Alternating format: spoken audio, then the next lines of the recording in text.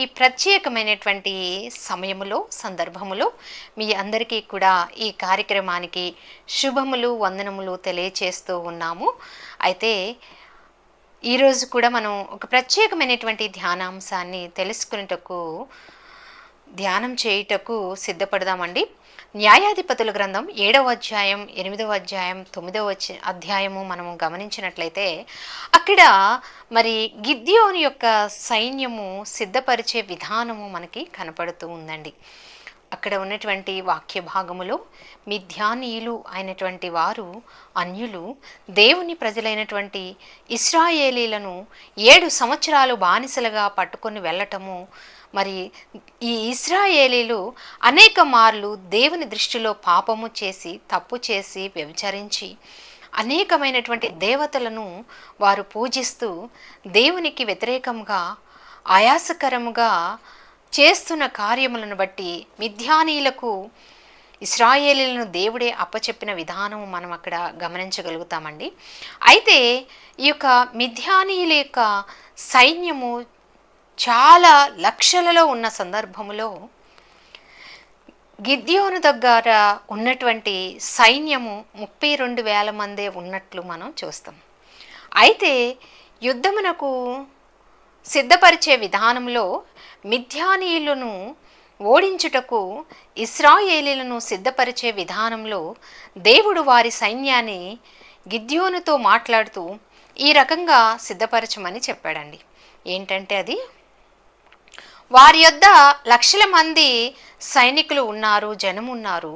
అయితే మీ యొద్ద 32,000 మంది సైనికులు ఉన్నారు. అయితే అందులో కూడా భయం ఉన్న వారిని, యుద్ధం అంటే జడిచేటువంటి వారిని వెళ్ళిపోమని గిద్యోనుతో చెప్పమని చెప్పటం మనం చూస్తాం. ఆ సందర్భంలో దేవుడు ఆ సైన్యంలో ఉన్నటువంటి సైనికులను ఫిల్టర్ చేస్తూ ఉన్నాడండి, వడపోస్తూ ఉన్నాడు.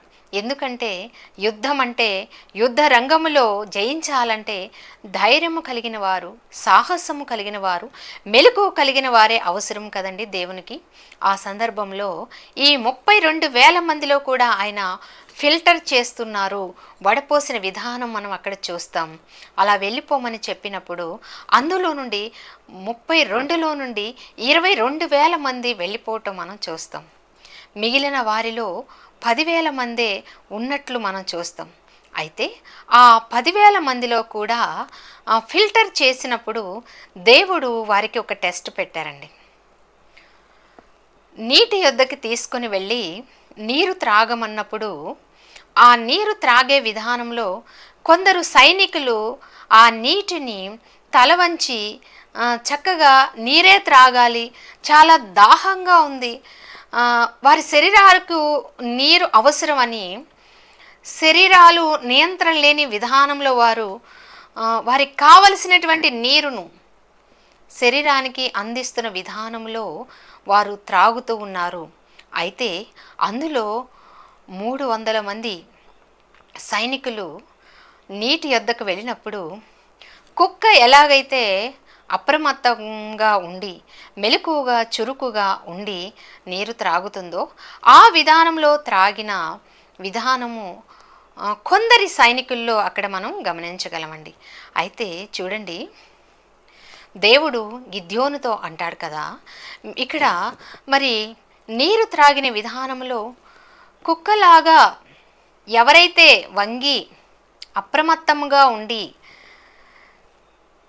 శత్రువులను గమనించే విధానంలో నీరు త్రాగి ఉన్నారో వారు చాలు గిద్యోను యుద్ధము గెలిపించుటకు అని గిద్యోనుతో చెప్పిన వైనం అక్కడ మనము చూస్తామండి. వీళ్ళు యుద్ధానికి సన్నద్ధులై ఉన్నప్పుడు ఇక్కడ గిద్యోను సైన్యంలో దేవుడు సిద్ధపరిచినటువంటి సైనికులు ఎందరంటే కేవలం 300 మాత్రమే. ఎందుకనంటే ఎక్కువ మందితో, వేల మందితో, లక్షల మందితో గనక యుద్ధము చేసి ఉంటే ఇశ్రాయేలీలకు మేమే గెలిచాము, మా సొంత బలముతో, మా శక్తితో మేము గెలిచాము అనేటువంటి గర్వము, అతిశయం వస్తుంది అని, ఇది దేవుని విజయంగా, దేవుడు గెలిపించిన యుద్ధముగా వారు తెలుసుకోవాలని, గ్రహించాలి, దేవుని యొక్క శక్తిని వారు నమ్మాలని దేవుడు ఎంత ఉన్నతుడో, ఆయన ఇష్టపడితే లక్షల మందితో 300 మందితో యుద్ధము జరిపించి గెలిపించగలిగినటువంటి సమర్థుడు మన దేవుడు అనేటువంటి విషయాన్ని ఇశ్రాయేలీలు గమనించాలని కేవలం అంటే కేవలం 300 మంది సైనికులు మాత్రమే అక్కడ సిద్ధము చేసిన వైనము మనము గమనించగలమండి. గిద్యోని సైన్యము వేల మంది కాదు, 10,000 మంది కాదు, కేవలం 300 అంటే 300 మందిని దేవుడు తయారు చేసిన విధానము మనం చూస్తాం. ఈ యొక్క సందర్భంలో ఈ యుద్ధమునకు వారిని సిద్ధపరిచిన విధానములో దేవుడు ఒక పద్ధతిని అమలు చేశాడండి. ఏంటి ఆ యొక్క పద్ధతి అని మనం ఆలోచన చేస్తే ప్రియులారా, దేవుడు ఈ సైన్యాన్ని ఒక చోటకి వెళ్ళమని చెప్పాడు, నీరు త్రాగమని చెప్పాడు. కొందరు మనుషుల్లాగా నీరు త్రాగారు. అలా మనుషుల్లాగా నీరు త్రాగినప్పుడు వారు మనసంతా కూడా నీటి మీదే ధ్యాస ఉంది. ఎలా ఉందంటే వారి శరీరాలకు కావలసినటువంటి దాహాన్ని తీర్చుకోవాలి, నీరును పొందాలి అనే ఉద్దేశముతో ఆ యొక్క ప్రయత్నం చేసి త్రాగినప్పుడు ఊపిరితిత్తులు అంతా కూడా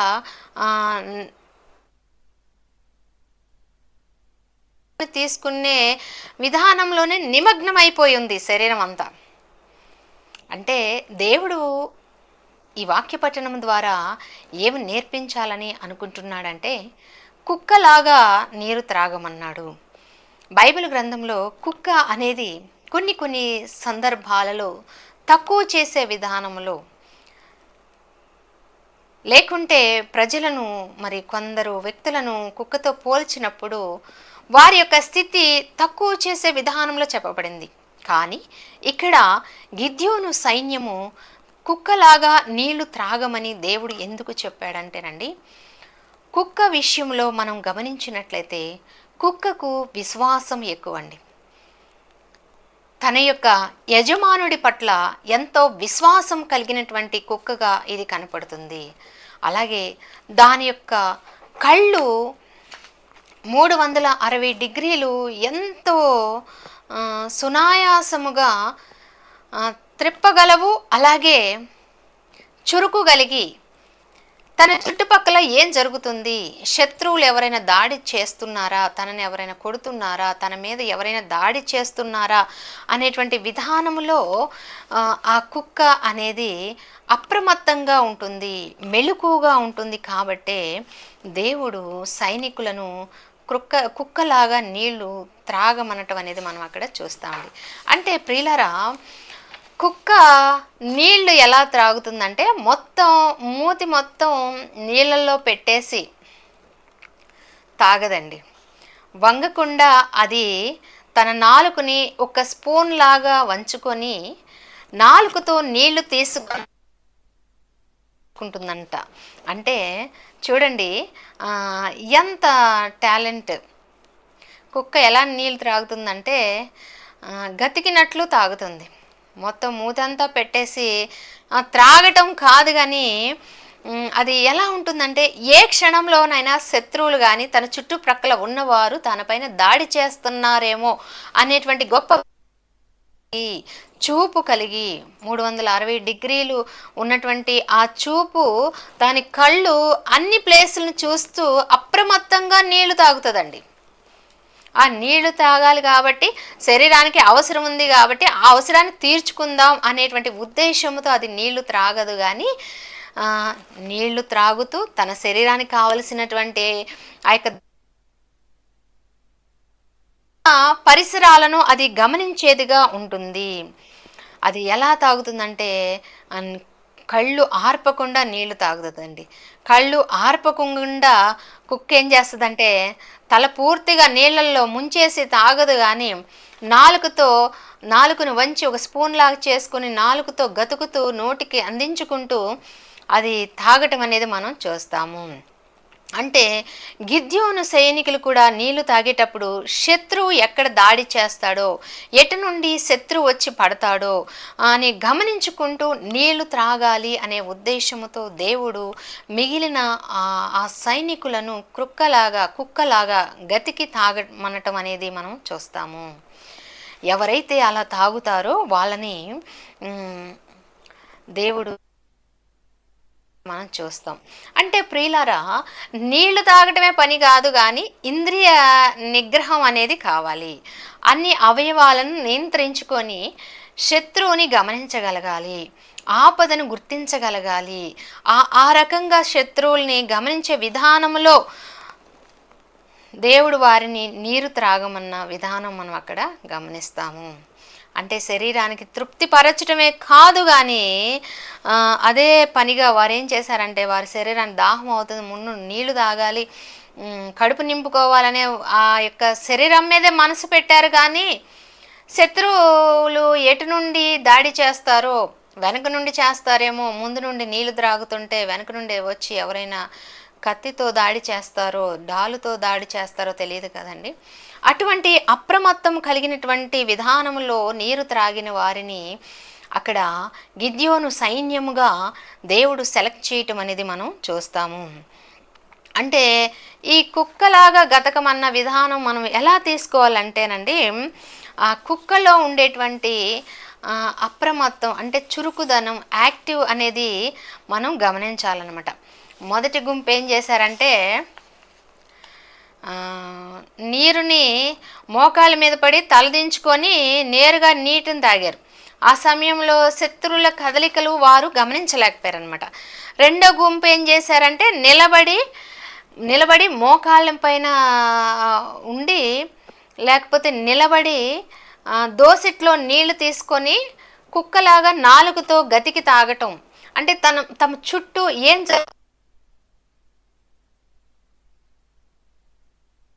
కావాలో చూసుకో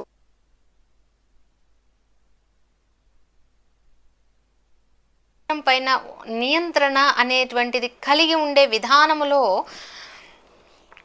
తాగటం అనేది చూస్తాము. అలా తాగిన 300 మందిని దేవుడు యుద్ధంలో సన్నద్ధం చేయటం, ఆ లక్షల మందిని గెలుచుటకు ఆ యొక్క కొద్ది మంది అనేటువంటి ఉద్దేశం మనం చూడాలి. అంటే 300 మందితో 1,00,000 మంది శత్రువులను ఓడించడం ద్వారా ఏం నేర్చుకోవాలంటే, అది మానవ బలము, మానవ శక్తితో వారు గెలిచింది కాదు, కానీ దేవుని పైన ఆధారపడటం అనేది, అది కేవలం దేవుడు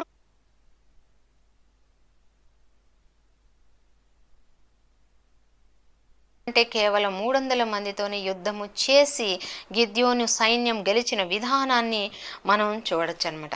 అంటే ఇక్కడ యుద్ధంలో విజయం అనేది సంఖ్యాబలం మీద ఆధారపడి ఉండదు, కానీ దేవుని మీద ఆధారపడితే యుద్ధము మనం గెలవగలుగుతామండి.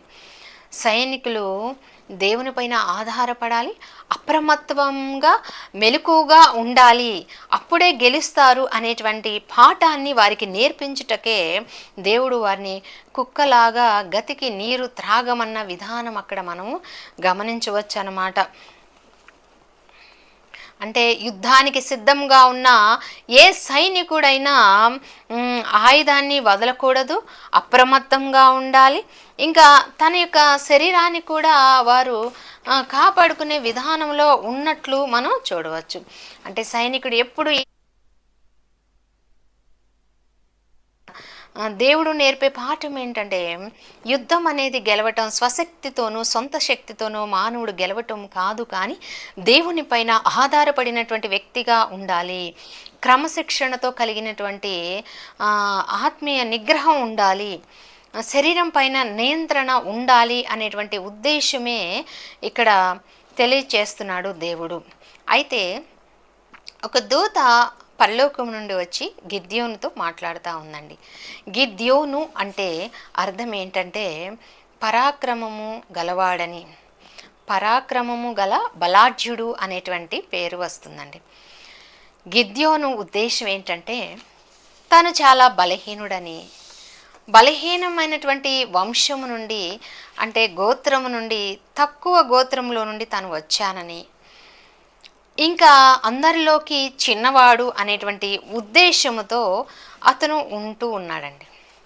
అయితే అలా నేను బలహీనుడను, దేనికి పనికిరాని వాడిని, నాకు అంత బలము లేదు అనే ఉద్దేశంతో కలిగినటువంటి ఈ గిద్యోను యొద్దకు దేవుడు వచ్చి, దూత వచ్చి ఏమంటుందంటే, బలాఢ్యుడా, పరాక్రమము గల బలాఢ్యుడా అంటుందండి. కొన్ని సందర్భాల్లో మనం కూడా చాలా బలహీనమైన వారిగా ఉంటాం, దేనికి ఉపయోగపడము, మనము బ్రతకటం వల్ల ఎవరికి ఉపయోగం లేదు, ఏ పని చేయని వారము, దేనికి పనికిరాని వారమని మనల్ని మనమే, అటువంటి బలహీనుల యొద్దకే దేవుడు వస్తాడు. అలాంటి బలహీన సమయాల్లోనే నిన్ను బలపరిచి దేవుడు ఏమంటున్నాడంటే గిద్యోనుతో, బలాఢ్యుడా, పరాక్రమం గల బలాఢ్యుడా అంటూ దేవుడు నీకు తోడై ఉన్నాడు. అంటే నువ్వు బలమైన వాడివి అని చెప్పటమే కాదు, కానీ దేవుడు నీకు తోడై ఉన్నాడు. అంటే దేవుడు నీకు తోడై ఉండటం వల్ల కొద్ది సైన్యం అయినా కూడా, 300 సైన్యం అయినప్పటికీ కూడా, ఆవలి లక్షల్లో సైన్యం ఉన్నప్పటికీ కూడా నువ్వు గెలుస్తావు. ఎందుకు గెలుస్తావంటే దేవుడు నీకు తోడై ఉన్నాడు అనేటువంటి విషయాన్ని స్పష్టం చేస్తూ దూత ఆ యొక్క గిద్యోను యొద్దకు వచ్చిన వైనము మనం అక్కడ గమనిస్తామండి. అంటే చూడండి, గోధుమలు ఈ సందర్భంలో దూత వచ్చినప్పుడు గిద్యోను భయపడి తన దీనత్వాన్ని ఒప్పుకుంటున్నాడండి. నేనేంటి, బలమైన వాడినేంటి, బలాఢ్యుడినేంటి అన్న ఉద్దేశముతో నేను చాలా బలహీనుడనని తనను తాను తక్కువ వాడిగా, తగ్గించుకున్న వాడిగా మనం అక్కడ అతన్ని చూడగలుగుతాం. అంటే సాధారణంగా ఏముంటుందంటే, గోధుమలను ఎత్తైన ప్రదేశంలో కల్లాలలో గాలికి ఎగరవేస్తూ ఏం చేస్తారంటే గోధుమల్ని రాలుస్తూ ఉంటారు. అంటే గోధుమల్ని పొట్టు తీసి తయారు చేస్తూ ఉంటారనమాట. అలా తయారు చేయాలి పొలములో. అలా తయారు చేయాల్సినటువంటి విధానంలో చేయకుండా గిద్యోను ఏం చేస్తున్నాడంటే, శత్రువులకి, మిద్యానీయులకి భయపడిపోయి లోతైన ద్రాక్ష గానుగుల చాటున దాక్కొని వాటిని దులుపుతున్నట్టు, అంటే రాలుపుతున్నాడు అన్నమాట ఆ యొక్క గోధుమల్ని. చూడండి ప్రియులారా, నువ్వు ఎంతటి ఇరుకులో, ఇబ్బందిలో, కష్టాల్లో, బాధల్లో ఉన్నప్పటికీ కూడా దేవుడు నిన్ను గమనించాడంటే నీ బలహీన సమయాలలో ఆయన నిన్ను బలపరిచేవాడిగా ఉన్నాడు. బలమైన వ్యక్తిగా నిన్ను చూసేవాడిగా ఉన్నాడు. నీవు దేవుని దృష్టిలో ఉన్నతమైనటువంటి వ్యక్తిగా కనిపిస్తావండి. అంటే నీకు నువ్వు బలహీనుడు అని నువ్వు అనుకుంటావేమో, కానీ బలమైన వ్యక్తిగా ఉన్నట్లు దేవుడు నిన్ను గమనిస్తూ ఉన్నాడు అనేటువంటి విషయాన్ని గమనించాలి. అక్కడ వచ్చి పిలుస్తూ ఉంది దూత.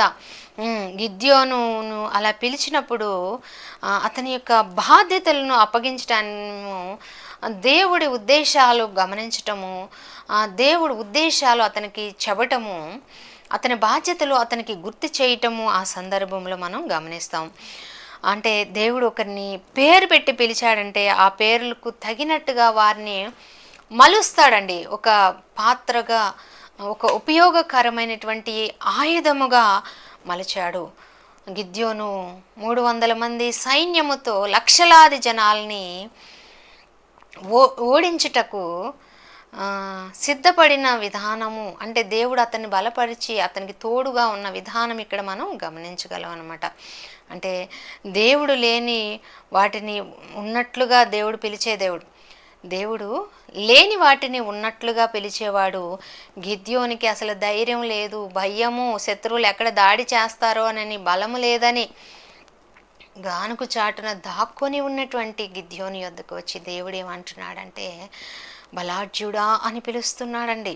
నిన్ను కూడా ఈరోజు నీకు బలము లేదని, శక్తి లేదని, ఉపయోగం లేని వ్యక్తివని, నేను ఏమీ చేయలేని నిస్సహాయ స్థితిలో ఉన్నవాడని అని నువ్వు అనుకుంటున్నామేమో. ప్రియమైనటువంటి బిడ్డ, గిద్యోనులాగా నీ యొద్దకు ఆయన వచ్చి, బలాఢ్యుడా లే, శక్తి పొందుకో, నీవు నా కొరకు సురకార్యములను చేయాలి, సువార్తను ప్రకటించాలి అనేటువంటి ఉద్దేశము దేవుడు నీ పట్ల మరి నెరవేర్చే సమయానికి నీ యొద్దకు వచ్చినప్పుడు నీవు సిద్ధంగా ఉంటావా? ఆలోచించుకోవాలి. న్యాయాధిపతుల గ్రంథం 6వ అధ్యాయం 15లో దూత వచ్చినప్పుడు, చిత్తము నా ప్రభువా అని అతను చెప్పటం మనం చూస్తాం. అంటే దేవుడిచ్చే వాగ్దానం చాలా బలంగా ఉంటుందండి. బలం లేని భయస్థుడుగా తనను తాను తగ్గించుకొని తక్కువ గోత్రంలో పుట్టాను అన్నాడు. ఈ యొక్క గిద్యోను మనిషే గోత్రంలో ఒక తెగగా ఉన్నాడు. అది కూడా తక్కువ జాతిగా ఉన్నట్లు అతను చెప్పుకుంటూ ఉన్నాడు. ఇంకా చిన్నవాడిని అని అతను పరిచయం చేసుకుంటున్నాడండి తనను తాను. అంటే దేవుడు అప్పుడు వచ్చి భయాన్ని పోగొట్టే విధానంలో దేవుడు మాట్లాడటం, అతనిని భయపడవద్దు, నీవు చావవని చెప్పటం. అంటే గిద్యోనికి దేవుడిచ్చిన కొత్త పేరేంటంటే యెహోవా షాలేం అనేటువంటి కొత్త పేరును ఇచ్చాడనమాట. న్యాయాధిపతుల గ్రంథం 6వ అధ్యాయం 24లో యెహోవా నామమున ఒక బలిపీఠమును కట్టించి దానికి యెహోవా షాలేం అని పేరు పెట్టెను. అంటే అతను లేచి దేవుని పనికి పూనుకున్నప్పుడు ఎంతో ధైర్యవంతుడుగా అతను నిలబడిన విధానం మనం అక్కడ చూస్తాము. దేవుడు తోడై ఉంటే ఎవరైనా శూరకార్యాలు జరిగించగలరు, బలమైన కార్యాలు దేవుని పేరట జరిగించగలరండి. అంటే చూడండి, నిర్గమాకాండం 3వ అధ్యాయం 12లో దేవుడు మోషేతో అన్న మాట ఏంటంటే, నిశ్చయముగా నేను నీకు తోడుగా ఉన్నాను అంటున్నాడండి. అదే దేవుడు మనతో కూడా నీకు తోడుగా ఉన్నాను, నీ పరిస్థితులను బట్టి, నీ అప్పులను బట్టి, నీ బాధలను బట్టి, నీ కుటుంబ సమస్యలను బట్టి నువ్వు బలము లేని వాడిగా కృంగిపోవటానికి వీలు లేదు, నిశ్చయంగా నేను నీకు తోడై ఉన్నాను అనేటువంటి మాట ప్రభు మనతో కూడా ఏ సమయంలో మాట్లాడుతూ ఉన్నాడండి. అంటే ఆ బలం కూడా ఎలా ఇస్తాడంటేనండి, పై రూపాన్ని చూసి ఆయన ఏమి ఆ బలాన్ని ఇవ్వడండి. దేవుడుకు యందు మనం వినయ మనస్సు కలిగిన వారంగా మంచి జీవితాన్ని జీవించినప్పుడు ఖచ్చితంగా ఇస్తాడు. 1 సమూయేలు గ్రంథం 16వ అధ్యాయం 7వ వచనంలో అంటాడు కదా, గిద్యోనికి ఎలాగైతే భయం వేసిందో, బలం లేని వాడిని భయపడ్డాడో, అలాగే అక్కడ కూడా అంటాడు, పైరూపాన్ని నేను లక్ష్య పెట్టే దేవుడిని కాదు అనేటువంటి విషయాన్ని దేవుడు మనతో మాట్లాడుతున్నాడు. ఆయన బలహీన సమయంలో బలపరిచే దేవుడుగా, ఆయన కృప మనకిచ్చే దేవుడుగా 2వ కొరింథీ పత్రిక 12వ అధ్యాయం 9వ వచనంలో ఆయన మనతో మాట్లాడుతున్న విధానం అక్కడ మనము చూడవచ్చండి. అంటే ప్రియులారా, ఆయన కృప ద్వారా మనము బలము పొందగలుగుతాం. ఈ యొక్క విషయంలో గిద్యోను సైన్యము సిద్ధపరిచే విధానములో బలహీనముగా ఉన్న అనేకమైన దేవుని పని జరిగించుటకండి వేల మంది అవసరం లేదు. మిద్యానీయులు లక్షల కొద్దీ ఉన్నారు. అయితే అప్రమత్తంగా ఉండి శ్రద్ధ కలిగి అంకిత భావముతో, మరి ముఖ్యంగా దేవుని పైన ఆధారపడే విధానములో మనము సేవ చేసినప్పుడు ఎంత గొప్ప అప్రమత్తత అనేది అది కలిగి ఉంటుంది. అలాగే వినికిడి శక్తి కూడా కొన్ని 4 కిలోమీటర్లు 3 కిలోమీటర్ల దూరంలో ఉన్నటువంటి శబ్దము కూడా వినగలిగినటువంటి శక్తి ఆ కుక్క కలిగి ఉంటుంది. రాబోయే ఆపదను కూడా అది గుర్తించేదిగా ఉంటుంది.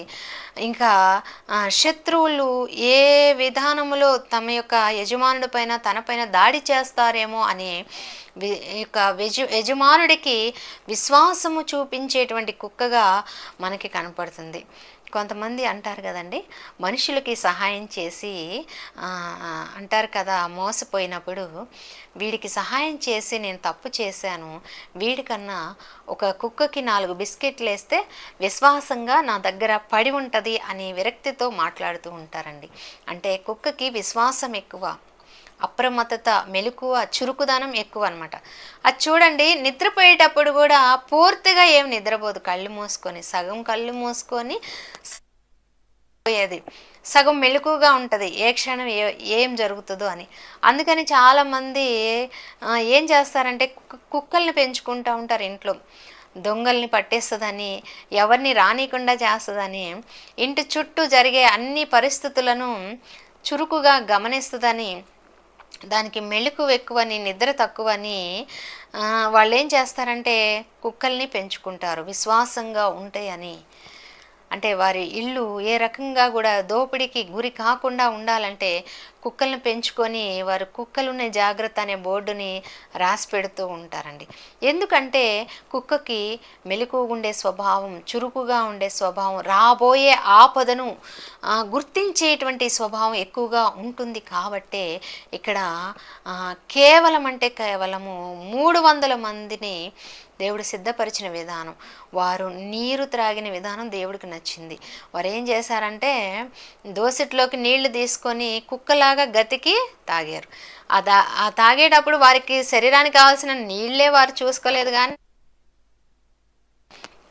తమ చుట్టుపక్కల ఉన్న పరిస్థితులను గమనిస్తున్నారు. శత్రువులు ఎవరైనా దాడి చేస్తారేమో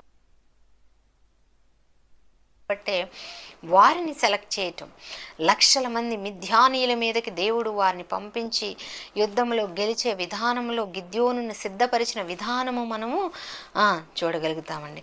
బైబిల్లో కూడా చాలామంది యుద్ధాలకి వెళ్ళినటువంటి భక్తులు ఉన్నారు కదండి. దావీదు గొలియాతును తీసుకోండి మీరు. అక్కడ గొలియాతు భారీ శరీరం, భారీ కాయము, 6 అడుగుల పైన ఎత్తున్నటువంటి భారీ మనిషిగా ఉన్నాడు. దావీదు చిన్నగా ఉన్నాడు, చిన్న పిల్లవాడిగా ఉన్నాడు. కానీ యుద్ధము ఆధారపడి దేవునికి ప్రార్థన చేసుకొని కొట్టాడండి గురి చూసి. అదే సందర్భంలో ఇంకా యోనాతాను యుద్ధం చేసిన సందర్భాన్ని కూడా మనం చూస్తే ఏంటంటే కేవలం 2 వ్యక్తులు కలిసి దేవుని మీద నమ్మకంతో ఒక దండునే ఎదిరించారు. 1 సమూయేలు గ్రంథం 14వ అధ్యాయంలో మనం గమనించినట్లయితే. అలాగే నెహెమ్యా దేవుని యొక్క ప్రాకారము కట్టేటప్పుడు, గోడ కట్టేటప్పుడు కూడా ఒక చేత్తో యుద్ధము కత్తి పట్టుకొని, ఒక చేత్తో ఆ యొక్క గోడను కట్టడం, టాపీ పట్టుకొని కలుపుతూ, అంటే ఒక చేత్తోనేమో కట్టడానికి కడుతున్నారు, ఒక చేత్తో యుద్ధం చేస్తున్నారు. అంటే ఇంచుమించు ఇది ఎలా ఉందంటే గిద్యోని సైన్యం లాగే ఉందన్నమాట. కుక్కలాగా నీరు గతికి తాగమని చెప్పిన విధానమే మనం చూస్తాము.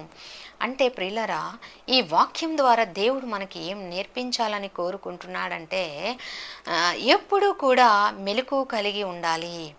విశ్వాసములో ప్రార్థన, వాక్యం అనే ఆయుధాలు ధరించుకొని మనము ఎప్పుడు మెలకువ కలిగి ఉండాలండి. శిష్యులకు కూడా చెప్పాడు కదండి ఆయన, మెలకువ కలిగి మీరు ప్రార్థన చేయండి అని దేవుడు కోరాడు. ఎందుకంటే సాతానుగాడు ఎవరిని మృంగుదునా అని 360 డిగ్రీల కోణాలలో ఏ క్షణము విశ్వాసంలో మనం పడిపోతామా, దేవునికి వ్యతిరేకంగా అయిపోతామా, ఏ రకంగా దాడి చేయొచ్చు మన శరీరం మీదనా, లేకపోతే కుటుంబం మీదనా, లేకుంటే ఇంకా లోకమును మన మీద పంపించి ఏ రకంగా అయినా దాడి చేయటానికంట సాతాను ఎవరిని మృంగుదునా అని గర్జించు సింహం వల్లే మన చుట్టూ తిరుగుతున్నాడు. కాబట్టి మనం ఏం చేయాలంట, మెలకువ కలిగి జీవించాలి అనేటువంటి విషయాలు ఈ యొక్క గిద్యోను 300 మంది యుద్ధం చేసిన విధానంలో ప్రభు మనతో మాట్లాడుతున్నాడండి. అలాగే దేవుని శక్తి పొందుకోవాలండి. నీకు ఈ లోకంలో ఏ యుద్ధమైనా ఉండొచ్చండి. అంటే లోకపరంగా కానీ, కుటుంబ పరంగా కానీ, బిడ్డల విషయాల్లో కానీ ఏ రకమైన యుద్ధం నువ్వు చేయాలన్నా, ఏం చేయాలంట దేవుని పైన, దేవుని శక్తి మీద ఆధారపడేవారంగా ఉండాలి. సామెతల గ్రంథం 21వ అధ్యాయం 31వ వచనం మనం గమనించినట్లయితే, గుర్రము యుద్ధ దినమునకు సిద్ధపరచును గాని రక్షణ యెహోవా ఆధీనము. చూడండి, మనం యుద్ధం చేయాలంటే గుర్రాలను సిద్ధపరచుకొని వెళతాం, కానీ గెలుస్తామా ఓడుతామా అనేది దేవుని చిత్తంలో ఉంటుంది. రక్షణ అనేది, గెలుపు అనేది దేవుడిస్తే వస్తుంది, కానీ గుర్రాలను సిద్ధపరిస్తేనో వాటికి మంచి ఆహారం పెట్టడం వల్ల కాదు, కానీ దేవునిపై ఆధారపడుట వలనే మనకి విజయం వస్తుంది అనేటువంటి విషయాన్ని దేవుడు మనతో మాట్లాడుతున్నాడు. అలాగే యుద్ధమునికి సిద్ధపడాలంటే మనం ఏం చేయాలండి? అప్రమత్తంగా ఉండాలనేటువంటి విషయాన్ని దేవుడు మనతో మాట్లాడుతున్నాడు. మొదటి పేతురు పత్రిక 5వ అధ్యాయం 8వ వచనం మనం గమనించినట్లయితే అక్కడ పేతురు భక్తుడు రాస్తున్నాడు కదా, నిర్భరమైన బుద్ధి గలవారమై మెలకుగా ఉండుడి, మీ విరోధి అయిన అపవాది గర్జించు సింహము వలె గాండ్రేస్తూ అంట ఎవరిని మృంగుదునా అని వెతుకుచుంది, జాగ్రత్తగా ఉండండి అని పేతురు గారు హెచ్చరిస్తున్న విధానం మనం అక్కడ చూడగలం. ఇంకా దేవుని పనిలో అండి చాలా జనాలు అవసరం లేదు. దేవుడి సేవ చేయాలన్నా, దేవుని పక్షాన మనం ప్రజలతో పోరాడాలన్నా, పరిచర్యలో ముందుకు వెళ్ళాలన్నా సంఖ్య అవసరం లేదండి దేవుడికి. దేవుడు నిన్ను అడిగే ప్రశ్న ఏంటంటే, నా కొరకు ఎన్ని ఆత్మలను సిద్ధపరిచావు అని. నా పరలోక రాజ్యానికి నీతో పాటు ఎన్ని ఆత్మలను తెచ్చావు, 1 తెచ్చావా, 2 తెచ్చావా, 3 తెచ్చావా అని అలా అడుగుతాడు. కానీ చర్చిలో ఎంతమందిని చేర్చావు, లక్షల మందిని చేర్చావా, లేకపోతే కొందరినే చేర్చావా అనేటువంటి లెక్క నిన్నెప్పుడు కూడా దేవుడు అడగడండి. నా కొరకు ఎన్ని ఆత్మలను సంపాదించావు అని అడుగుతాడు. చాలా చర్చెస్లో నుండి లక్షల లక్షల లక్షల మంది జనాలు మనం చూస్తాం, కానీ అక్కడ వాక్యం అనేది ఉండదు, వాక్యపు లోతులు ఉండవు, లోతులలో ఆత్మీయంగా మర్మాలు విప్పి చెప్పేవారు ఉండరు. కానీ మరి వారు ఎందుకు వెళ్ళి మరి అక్కడ ఏం పొందుకుంటున్నారు అనేది వారికే తెలియాలి. కానీ అలా లక్షల లక్షల మందిని గుడులలో, చర్చిలలో, లేకపోతే మనం స్థాపించుకున్న మందిరాల్లో చేర్చటము అనేది దేవునికి ఇష్టము అనేది కాదు. కానీ అది లెక్కడిగే దేవుడుగా ఉండడు. కానీ నీతో కూడా ఎంతమందిని దేవుని రాజ్యానికి సిద్ధపరిచి తెచ్చావు, ఎన్ని ఆత్మలను నువ్వు రక్షించావు అనేటువంటి విషయాన్ని దేవుడు మనతో మాట్లాడటకు, అడుగుటకు సిద్ధంగా ఉన్నాడండి. రేపటి దినమున మరి మనతో కూడా ఎందరిని మనం తీసుకెళ్లే వారంగా ఉన్నాము అనే విషయాన్ని దేవుడు మనతో అడుగుతూ ఉన్నారు. మొదటి సమూయేలు గ్రంథం 14:6 కనుక మనం గమనించినట్లయితే, ఎక్కువ మంది ద్వారానైనను తక్కువ మంది ద్వారానైనా రక్షించుటకు యెహోవా అభ్యంతరం ఏమీ లేదు. అటువైపు లక్షల లక్షల మిద్యానీలు ఉన్నారు కాబట్టి ఇటు కూడా లక్షల లక్షల మంది సైన్యాన్ని సిద్ధపరచమని దేవుడేం చెప్పలేదండి. తక్కువ మందితో కూడా బలమైన శూర కార్యాలు, ఆశ్చర్య కార్యాలు, అద్భుత కార్యాలు జరిగించగలిగినటువంటి దేవుడు మన దేవుడు. అంత సామర్థ్యం కలిగిన దేవుడుగా మనకు ఆయన ఉన్నాడు అనేటువంటి విషయాన్ని మనం గమనించాలి. అయితే మనము మెలకువతో ఆత్మీయ నిగ్రహం కలిగిన వాడిగా, ఇంద్రియ నిగ్రహము గలవారిమిగా మనం ఉండాలి అనేటువంటి విషయాన్ని దేవుడు అడుగుతున్నాడు. మొదటి కొరింథీ పత్రిక 9వ అధ్యాయం 25 మనం గమనించినట్లయితే, పోరాటమందు పోరాడు ప్రతివాడు అన్ని విషయములందు మితముగా ఉండవలను. అంటే ఏం మాట్లాడుతున్నాడంటే, ప్రతి దాంట్లో మితంగా ఉండమంటున్నాడు. అంటే అతి పోవద్దు, అతిగా చేయొద్దు. ఏదో అన్నీ నియంత్రించుకోగలిగిన శక్తి, నీ శరీరాన్ని నువ్వు నియంత్రించుకోగలిగిన శక్తి, నీ ఆత్మను శోధనలో పడివేసేటువంటి విషయాలు నువ్వు నియంత్రణ కలిగిన శక్తి కలిగినటువంటి వ్యక్తిగా ఉండాలి అనే విషయాన్ని దేవుడు మనతో మాట్లాడుతున్నాడు. చూడండి, క్రైస్తవుడికి మన మీద మనకి నియంత్రణ ఉండాలండి. అంటే ప్రియులారా, కన్ను వెళ్ళిన ప్రతి చోటకి కాలు వెళ్ళకూడదు అనేటువంటి సామెత లోకంలో ఉంది కదండి. కన్ను వెళ్ళిన ప్రతి చోటకి కాలు వెళ్ళిందనుకోండి, ఎన్నో అనార్థాలు, అపార్థాలు జరిగి చాలా కష్టాల్లో మనం పడిపోవాల్సి వస్తుంది. దావీదు కన్ను ఒక చోటకి వెళ్ళింది.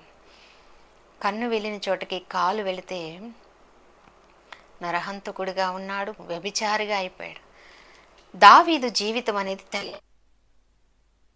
దృష్టిలో ఆయన దేవునికి ఇష్టానుసారుడు. కన్ను వెళ్ళిన చోటకి కాలు ఎప్పుడైతే వెళ్ళిందో దావీదు శోధనలో పడిపోయాడు, వ్యభిచారిగా మారిపోయాడు. వ్యభిచారంలో పడిపోయాడు, నరహంతకుడుగా అయిపోయాడు ఊరియా విషయంలో. అంటే ప్రియులారా, మన మీద మనకి ఇంద్రియ నిగ్రహం ఉండాలి, మన శరీరాన్ని మనం నియంత్రించుకునే శక్తి మనకి ఉండాలి అనేటువంటి విషయాన్ని దేవుడు మనతో మాట్లాడుతూ ఉన్నాడండి.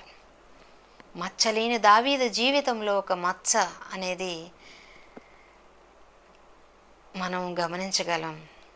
అలాగే ఆత్మీయ జీవితంలో మెలకువ లేనితనం, అప్రమత్తంగా ఉండనితనం, చురుకుతనం లేని జీవితాలలో కూడా ఇటువంటి పాపానికి తావిచ్చిన వారిగా మనం ఉంటాం. కాబట్టి ప్రియులారా, ఆత్మీయ పోరాటంలో మనందరికీ కూడా ఇంద్రియ నిగ్రహము, చురుకుదనము, అప్రమత్తము, మెలకువ అనేది ఉండాలి అనేటువంటి విషయాన్ని గిద్యోను యొక్క సైన్యం ద్వారా దేవుడు ఈ సమయంలో మనతో మాట్లాడుతున్నాడండి.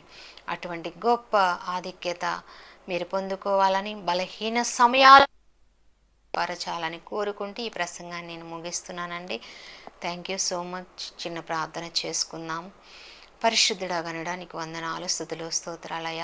ఎన్నో సందర్భాలలో బలహీన సమయాలలో నా తండ్రి గిద్యోను, నేను బలహీనుడును, తక్కువ గోత్రము వాడను, చిన్నవాడను అని తనను తాను తగ్గించుకొని అయా ద్రాక్ష గానుగు చోటున నాయన తండ్రి గోధుమలను నాయన ఇదిగో నా తండ్రి తూర్పారబడుతున్నప్పుడు నా తండ్రి మీరు వచ్చి నా తండ్రి దూత ద్వారా మాట్లాడి ఉన్నారు. నా తండ్రి బలహీన సమయాలలో దూతను పంపించి మీరు బలపరిచారు.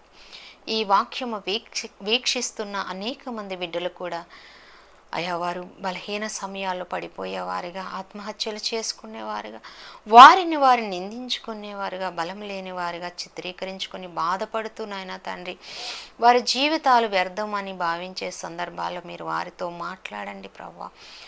బలహీన సమయాలలో బలపరచండి. బలహీనులైన వ్యక్తులను నాయన తండ్రి మీరు నాయన ఇదిగో నా తండ్రి బలపరచి నాయ తండ్రి సురకార్యములు, అద్భుత కార్యములు మీ కొరకు జరిపించుకుని ఆయుధాలుగా వారిని మార్చమని, బలపరచమని ఈ చిన్న ప్రార్థన చేస్తున్నామని బట్టి అడిగి వేడుకొని ప్రార్థన చేయుచున్నాం తండ్రి. ఆమెన్. అందరి